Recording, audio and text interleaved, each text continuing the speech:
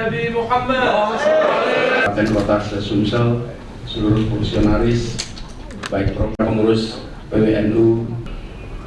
Kemudian terkait dengan pilkada, mungkin begini sekalian, Bapak Ibu di PKB mungkin tidak banyak memperhatikan karena fokusnya beda.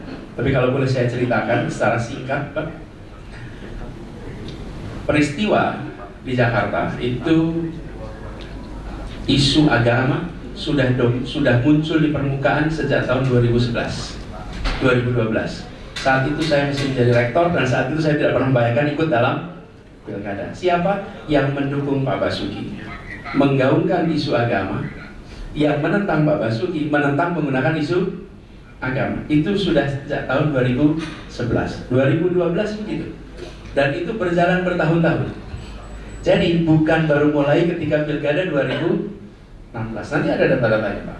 Yang satu tokoh-tokoh di gereja mengatakan ini adalah utusan, ini adalah pilihan, dan kemudian gereja mendukung. Dan yang di sini, yang sebagian lagi mengatakan bahwa ini adalah tidak boleh dipilih. Bahkan kutipan-kutipan ayat itu tidak terdengar di publik, tapi di situ terdengar tuh. Masyarakat tak banyak yang tidak tahu gitu. Perjalanan ini sudah berjalan 2011 sampai dengan 2016. Nah, ketika kemudian pendaftaran pilkada 2016 kami masuk, itu sudah terlihat polarisasi ini.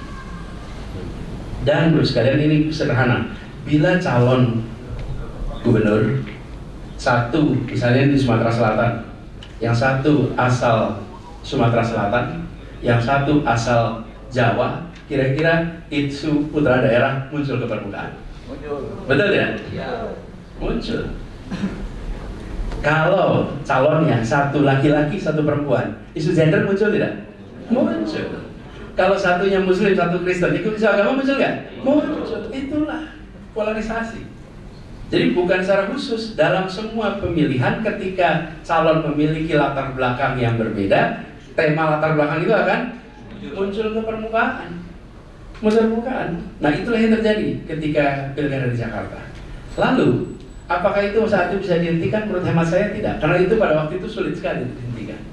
Itu akan jalan terus. Tapi kami tidak berkampanye dengan itu. Kami berkampanye dengan lapangan pekerjaan, kesehatan, pendidikan. Boleh dicek rekam jejaknya. Tidak. Justru kita berusaha untuk mengedepankan tema program. Itu terus menerus di tengah keramaian tema-tema ini. Terus jaga temanya program, tema program. Itu terus kita lakukan. Nah, kemudian sekalian, setelah pilkada selesai, di mana-mana, ya yang menang akan bilang karena program, yang kalah bilang karena identitas. Kalaupun yang menang dibalik kemarin, maka sama aja. Dan pada waktu itu sekalian, tugas saya membayangkan bukan berbicara menyanggah. Oh, saya telah beri macam-macam, Pak, sesudah itu. Labelnya luar biasa. Saya tidak menyanggah, tidak mengcounter. Kenapa? Saya waktu itu bilang mudah-mudahan saya berikan umur panjang sehingga bisa bekerja di Jakarta 5 tahun tuntas. Dan ketika bekerja di Jakarta 5 tahun tuntas, saya ingin jawab semua tudingan itu bukan dengan pernyataan, tapi dengan kenyataan. Jadi Pak Soeb, kalau ada yang bertanya, malah kalau menurut saya itu radikal, ekstrim, jangan dibantah. Tapi jawabnya barangkali iya. Jawabnya barangkali iya. Lalu tanya balik, ada contoh ekstrimnya, ada contoh radikalnya, ada contoh intoleransinya. Saya jamin yang mengatakan itu tidak memiliki contoh dan bukti atas ekstremisme radikal. Jadi yang ada itu adalah di frame, tapi kita ditanya contohnya ada tidak? Nah, saya sudah bertugas 5 tahun. Kalau saya belum bertugas, saya akan mencoba menjelaskan besok saya akan apa. Sudah. Jakarta menjadi provinsi yang menerima Harmony Award dari Kementerian Agama karena toleransi yang ada di Jakarta. Dan yang menerima mantan gubernur, Pak, namanya Anies Baswedan, Pak. Iya, diterimanya gubernur ke Jakarta. Jadi yang terjadi di Jakarta, saya ingin ceritakan di Jakarta 5 tahun. Saya tanya nih, ada tidak berita ketegangan 5 tahun ini? Tidak ada. Tak ada. Antar agama ada tidak? Ada. Antar dalam umat ada tidak? Tidak ada. Memangnya tidak ada potensi? Bapak Ibu, kita hidup di masyarakat, potensi friksi ada terus. Potensi friksi itu ada terus. Tapi kami secara serius menyiapkan khusus di dalam tim kita, setiap kali ada potensi mitigasi dilakukan. Mitigasi dilakukan sebelum dia eskalasi. Ini saya beritahu. Konflik itu di ujung, sebelumnya friksi, sebelumnya polarisasi, sebelumnya ketidaknyamanan. Nah, itu ada fase. Begitu muncul ketidaknyamanan, mitigasi. Sebelum jadi polarisasi. Kalau polarisasi dibiarkan menjadi friksi, friksi dibiarkan menjadi konflik, konflik dibiarkan menjadi pecah.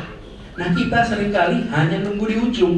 Udah konflik baru penetrasi, telat. Ditandatangani yang di ini. Bapak Ibu perhatikan, semua peristiwa-peristiwa yang ada konflik itu ada stage-nya. Memang harus jalan. Nah, yang kami kerjakan mencegah. Jangan sudah Tapi kejadian seperti baru. kemarin waktu diskusi di Rosi dengan Gus Imin, saya sampaikan seringkali kita melihat pemadam kebakaran itu sebagai pahlawan. Kalau sudah kebakaran dia matikan apinya. Oke?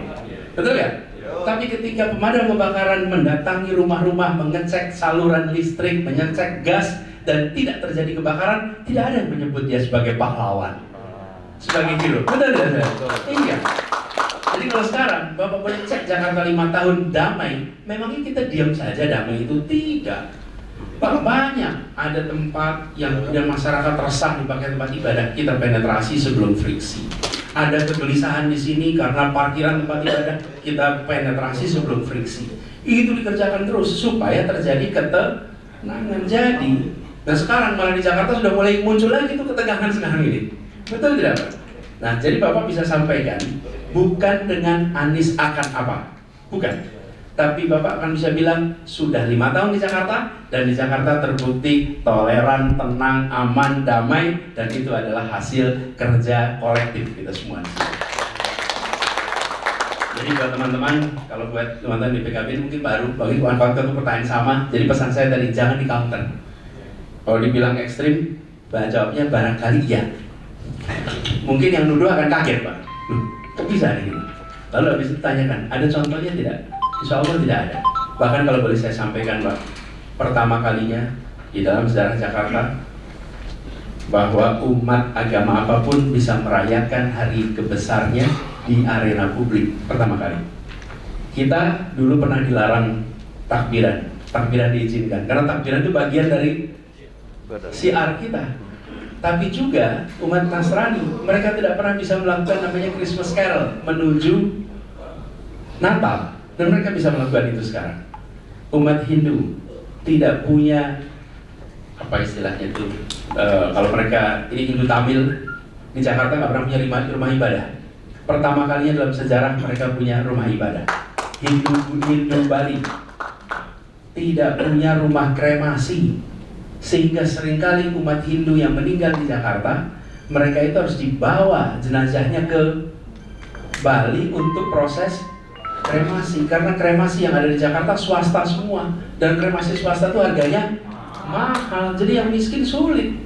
Kami siapkan rumah kremasi untuk umat Hindu, cek seluruh umat, masing-masing diberikan kebutuhan, diberikan fasilitas sesuai dengan kebutuhannya. Bahkan disiapkan BOTI, bantuan operasional tempat ibadah untuk semua agama. Jadi yang terjadi Bapak sekalian, justru sebaliknya dari persepsi yang diciptakan.